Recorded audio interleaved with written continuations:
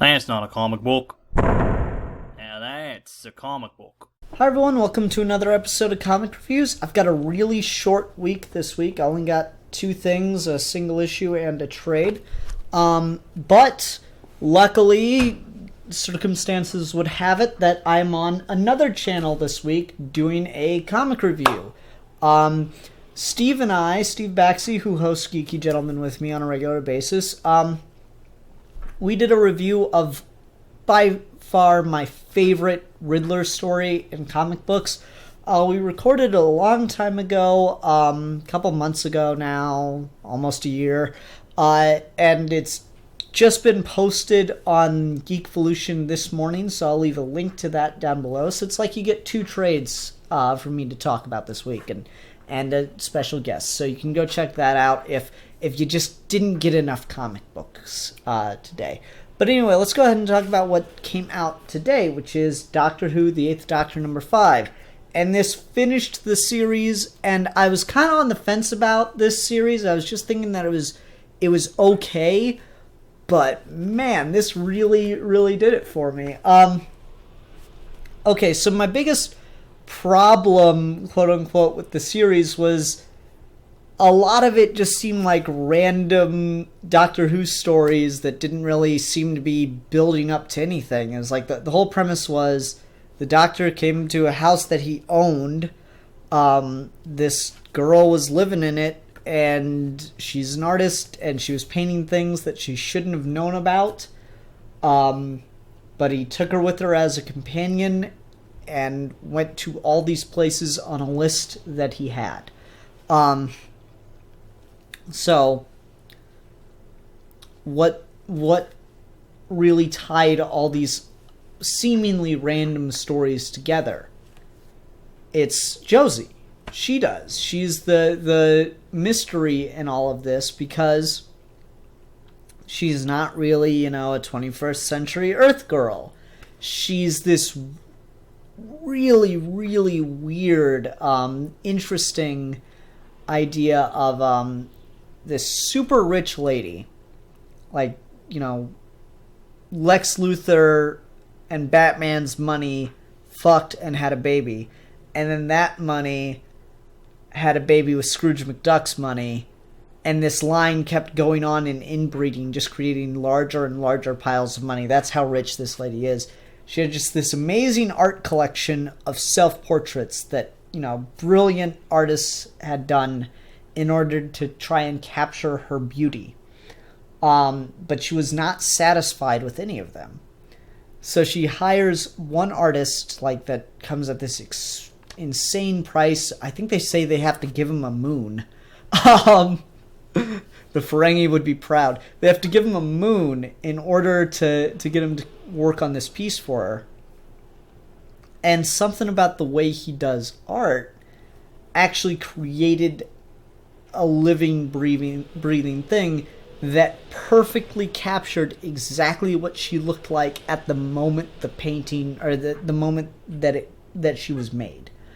That's really, really, wacky, cool sci-fi stuff that I just gotta dig and get all giddy about. So she just kept this, living being in her own personal museum of self-portraits. And her portrait, it's not a self-portrait if someone else did it. Dumbass. She kept this living being in her room of her museum of portraits, and then she was struck with an illness and started to wither away and die. And after she passed, her entire lot was sold off to the highest bidder, people bidding on different things. And someone bid on Josie. And so all these different stories that have been going on where Josie seems to have knowledge that she shouldn't, or is arguing for an oppressed people, arguing for people that have been thrown away and treated like they don't actually exist or they don't actually matter. It all comes down to because that's what she was, and she doesn't even really think about it like that. She just sees the injustice of it and decides that's wrong. But then the Doctor comes to realize after all this information is revealed about her that, yeah, you were arguing really for yourself the entire time. And so that was just really fascinating, really cool reveal. But not as cool as the ultimate reveal, which is, how did some kind of art project from the future that's a living being get to 21st century Earth?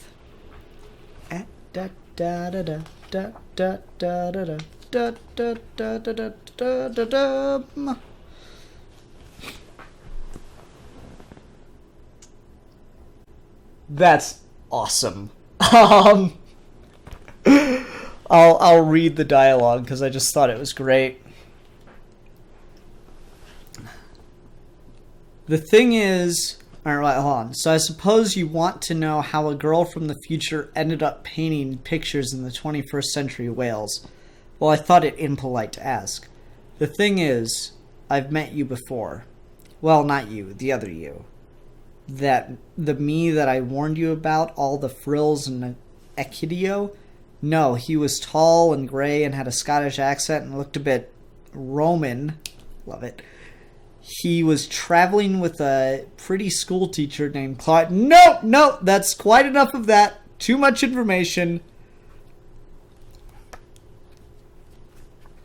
I love it. And I didn't think to check. Yep, there it is. So we see just one panel detailing the auction of Josie, the art piece. And it's it's people bidding on her.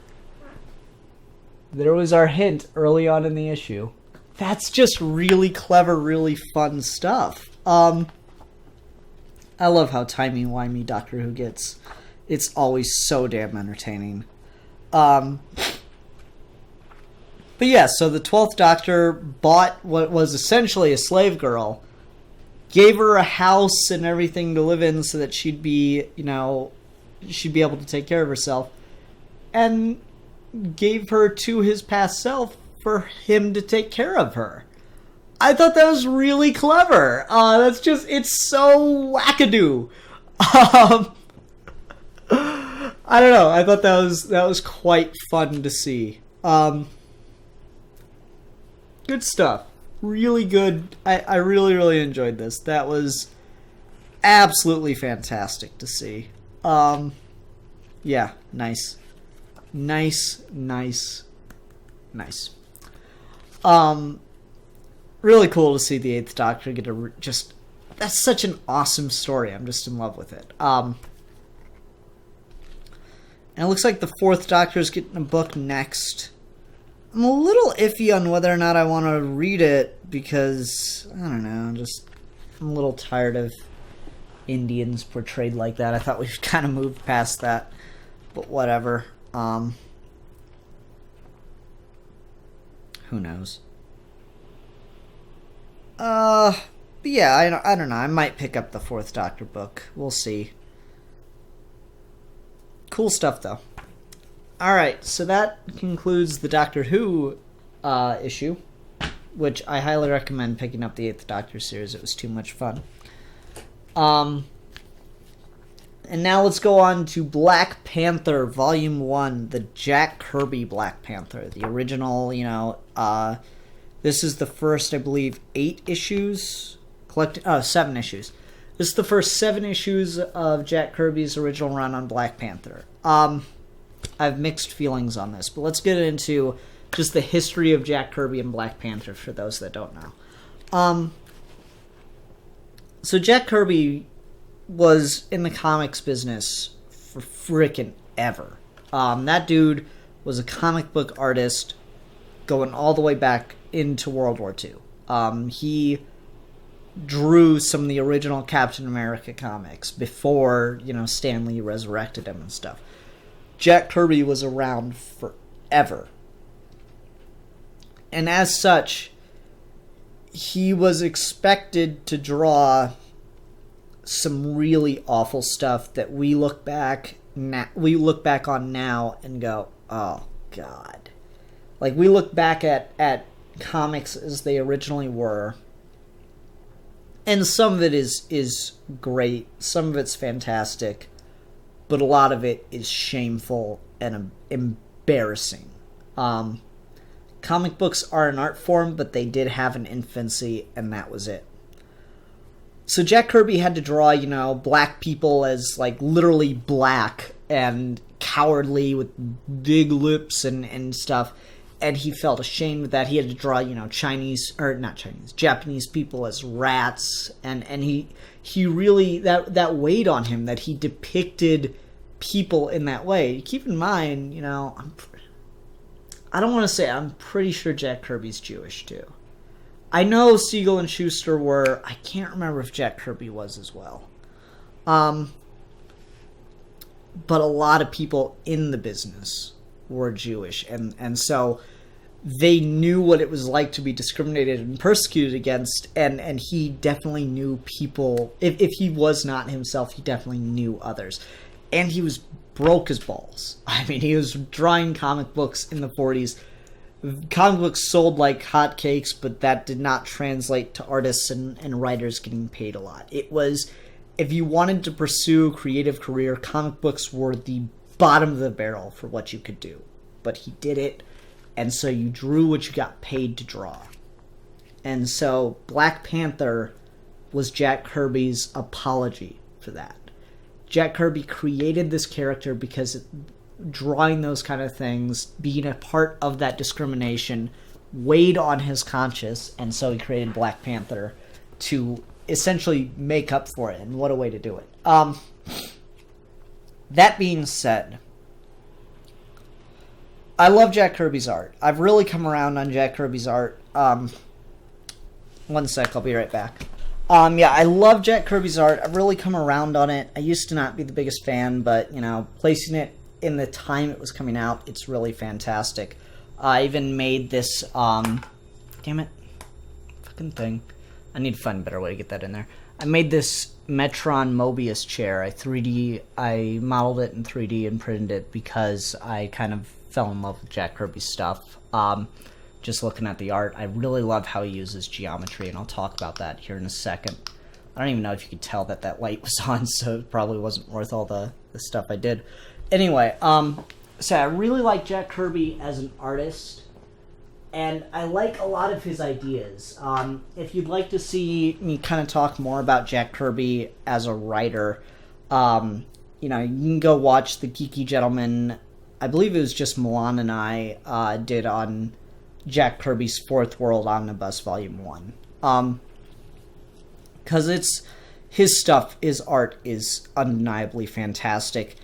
And his storytelling and his writing has a lot of potential. And that's what's going on in here. There's a lot of potential. There's a lot of interesting ideas. Maybe it's the era it was written in. Maybe it's just his quality as a writer. I'm tempted to say more the quality as a writer thing. I think he's a really good ideas guy. I think Jack Kirby has a lot of really interesting ideas. All the New Gods stuff I find really fascinating. And depending on what he's writing, when he's writing in really mythic tone, really, really grandiose, big idea kind of stuff, I really do enjoy it.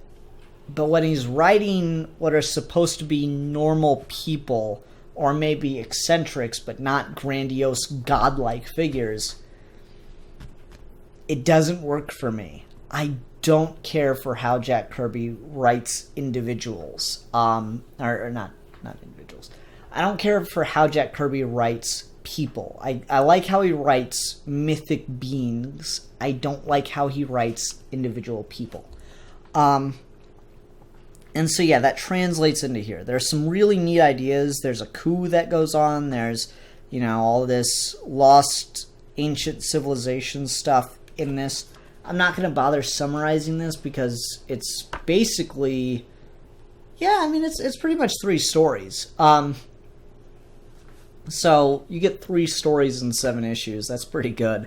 2.5, because one's setting up for the next volume, which I'll talk about next week.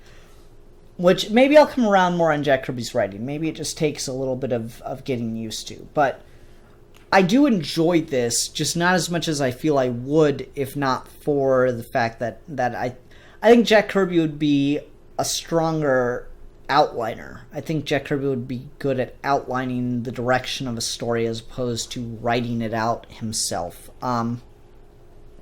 Because I read through some of this, and I'm just like, it's well done. It's just the writing so clunky and exposition heavy that it bugs me. I really have a hard time getting through parts of it because of that.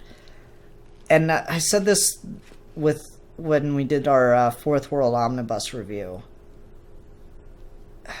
And, like, I don't mean this as an insult, but Jack Kirby's writing has a tendency to put me to sleep. I really don't like how he writes, unfortunately. Like I say, the plots, I think, are brilliant, especially for the time. There's some pretty clever stuff. There's a coup that starts up and kind of immediately ends in this last issue, or last two issues, rather. But at the same time, I just don't think that the dialogue works. I don't think that his narration works, because this is like third-person narrator stuff, too. So that kind of bugs me. I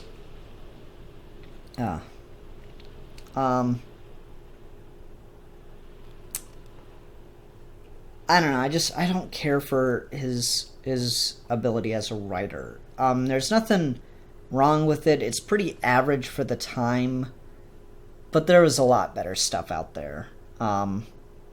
Bill Finger's Batman I've read and I enjoyed significantly more on just a writing standpoint. But let's talk about the art, because that's where this really does shine through. There's just some crazy, awesome visuals in this book. Look at that. What I like about Jack Kirby's art is he is in love with geometry. It's a shame that Kirby died when he did, because it was right before 3D modeling and CGI took off. And what 3D modeling is great at is geometry, because it's all based on geometric models and curves. I'll try not to get too far into the realm of vocabulary for 3D models, but you look at some of the stuff he draws in this, and it's just freaking so detailed. He's pretty good at the human form, but what he is fantastic at is geometric intricacies. Like, look at the top of this little ancient blaster. See all the detail put into that? It could have just been a flat surface with a button on it, but he puts so much detail into every little line and curve and shape. He really loves just expanding on geometry for all of this stuff. And that's really, really cool. And one of the things I love about him, I would have loved to see Jack Kirby do some 3D modeling. He could have done some fantastic stuff. Just look at the backgrounds for some of this. That shit doesn't need to be there. Look at that, like, piping and all the stuff on the wall behind them. None of that needs to be there. But it's also intricately put in. It's also perfectly detailed, and it just gives it more weight. It makes it all feel more real. When you have something as fantastical as all this, that really does help keep you invested in the story. And like I said, I might enjoy his writing more as I get used to it, because as I got further and further into this, I was really enjoying it. And part of that might just be falling in love with the art. Some of this stuff just looks so freaking cool. Let me find the gong, because that was epic. Is Humans, I'm kind of hit and miss on. Some of them I like, some of them I think are kind of bulgy, and there's a couple panels where I don't think Black Panther's head looks like it's in the right position. Like, I love this underground samurai city in here. It's just really neat. Let's see if I can find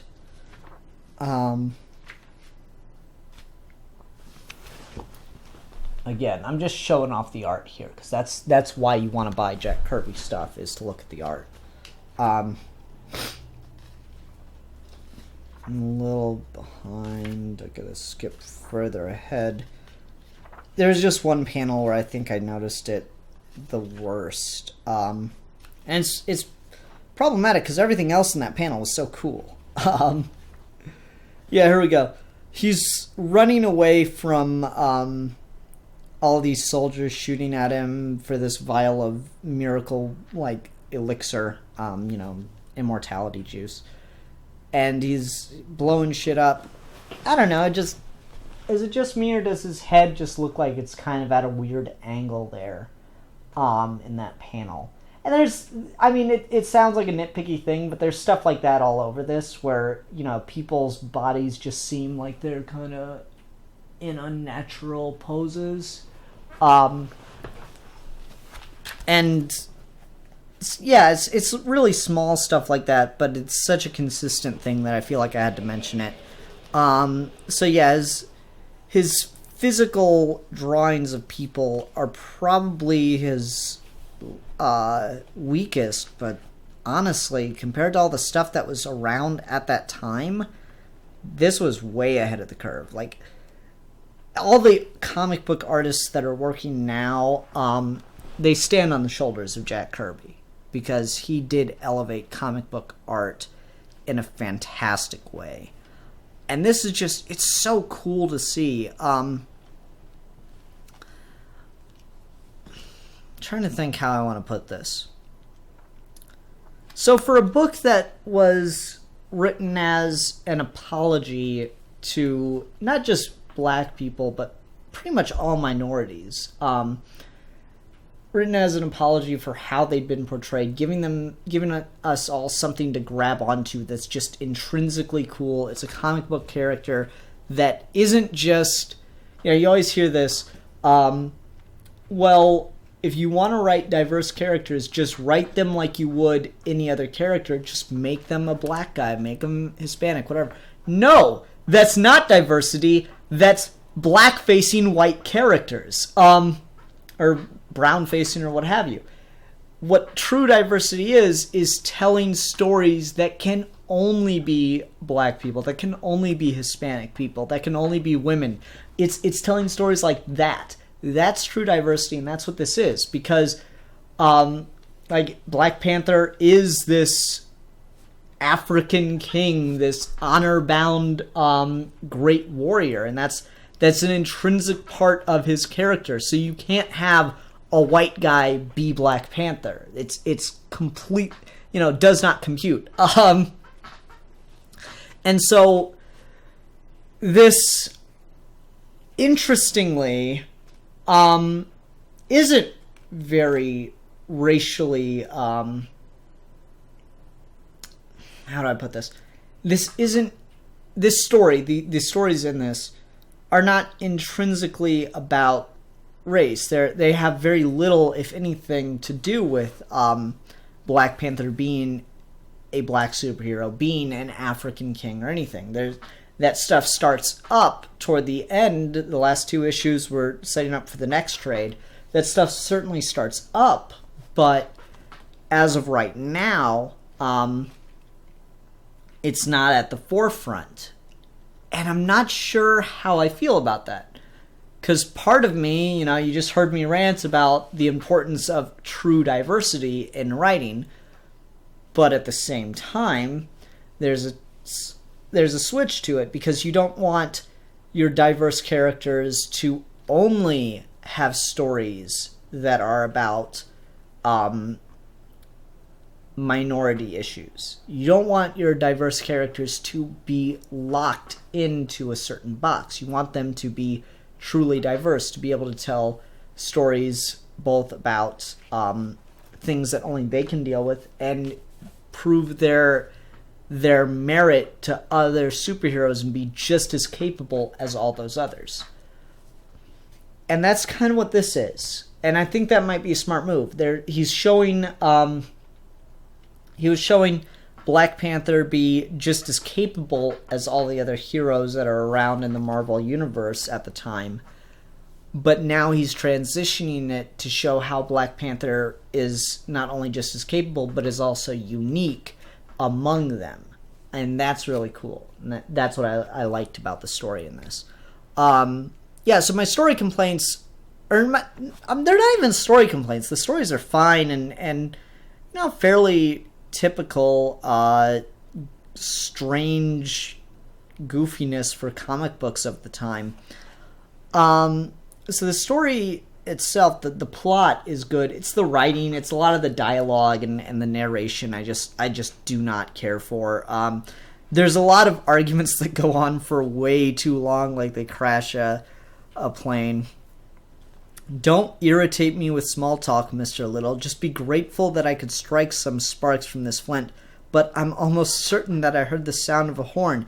It couldn't have been the wind. See here, Collector, I'm cold and wet and miserable and scarcely in the mood for further conversation. Yup, you don't understand. I understand that our chances of getting back have fallen to zero, that my people may be doomed by Zonda's anger, even as you may be doomed by mine. No, be still, I say. It would take but one more word from your treacherous mouth to snap the bit of control is left to me. I'll risk it. The sound of that horn was the faint but unmistakable clarity. Don't you see? We're not alone. There are others here. Like, that's just a really long back and forth to me about, dude, shut up, I'm annoyed. No, I'm serious. This is actually a good thing. This isn't small talk. That was that entire conversation. I'm not trying to small talk. I understand you're pissed, but there might actually be real people here. And there's a lot of that going on. The dialogue's very stilted. The way characters interact is pretty stilted. And like I say, for the time, that was fairly average.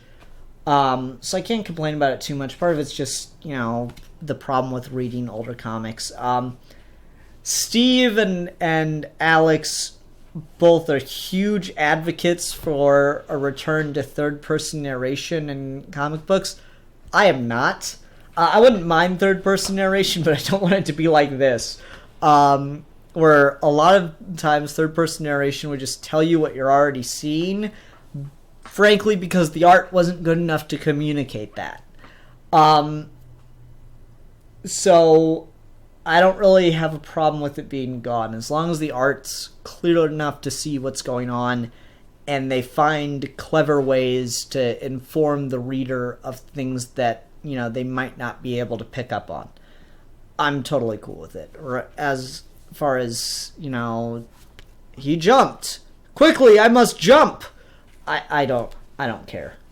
That is totally lost on me. But if you like it, good on you. Anyway, that'll do it for this week's episode of Comic Reviews. Like I say, I am in a Geekvolution video for the first time in 5 years. So if you'd like, you can go check that out as well. It's totally an accident. We didn't even know it was going to be on Geekvolution when we recorded it, so Steve had to go through and edit out all the cursing. So there you go. You get to imagine what curse words were coming out of my fucking sailor's mouth. My mouth does not fuck sailors. I should have thought of a better way to word that. Anyway, you can go check that out. It's on the story arc Riddle Me That from the Legends of the Dark Knight comic book series. That was coming out right around the time of War Games, for anyone that's curious. It came out, I believe, just after. And it is an absolutely fantastic Riddler story. I highly recommend go check it out. Link in the description. Alright, everyone. See ya.